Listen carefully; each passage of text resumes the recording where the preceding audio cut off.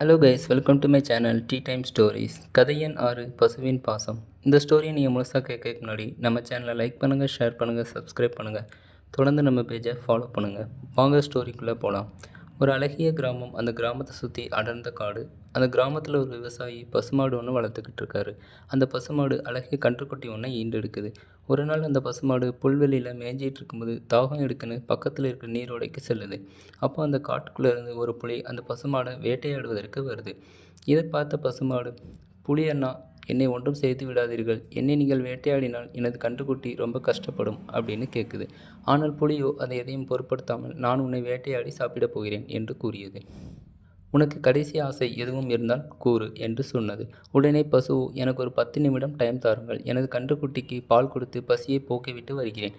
அதற்கப்புறம் என்னை நீங்கள் வேட்டையாடி சாப்பிடுங்கள் என்று கேட்டது. ஆனால் புலியோ, உன்னை எப்படி நான் நம்பி அனுப்புவது என்று கேட்டது. அதற்கு பசுவோ, இல்லையண்ணா, நான் கண்டிப்பாக வந்துவிடுவேன் என்று வாக்கு கொடுத்தது. உடனே புலியோ, சரி, நீ சென்று விட்டு வா. ஆனால் 10 நிமிடத்தில் நீ வரவில்லை என்றால் நான் ஊருக்குள் வந்து உன்னையும் உன் கன்றுக்குட்டியும் வேட்டையாடி சாப்பிட்டு விடுவேன் என்று எச்சரித்து அனுப்பியது. உடனே பசுமாடோ, சரி அண்ணா என்று கன்றுக்குட்டியை பார்க்க சென்றது. கன்றுக்குட்டி தாய் பசுவை பார்த்ததும் துள்ளி குதித்து ஓடி வந்தது.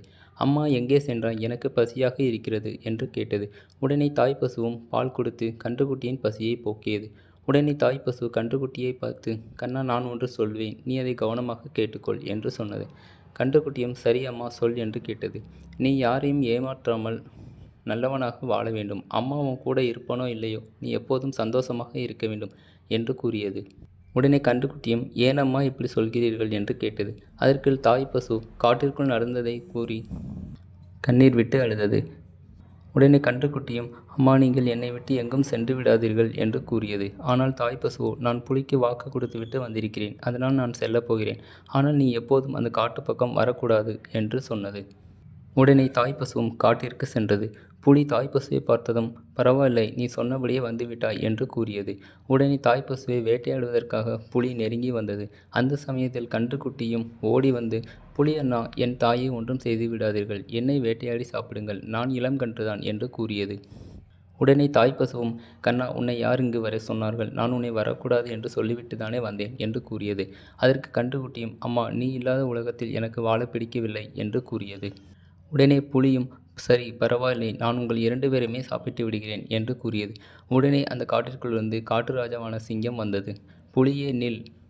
உன் கண்முன்னே தாயும் கன்றுக்குட்டியும் ஒருவர் மேல் ஒருவர் வைத்திருக்கும் பாசம் உனக்கு புரியவில்லையா என்று கேட்டது.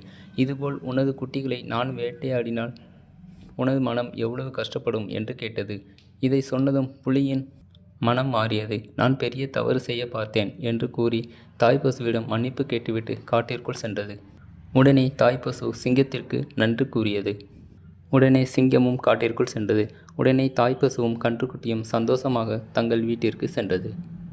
இந்த ஸ்டோரி உங்களுக்கு பிடிச்சிருந்தா நம்ம பேஜை லைக் பண்ணுங்கள், ஷேர் பண்ணுங்கள், சப்ஸ்கிரைப் பண்ணுங்கள். தொடர்ந்து நம்ம பேஜுக்கு உங்கள் ஆதரவை கொடுங்க.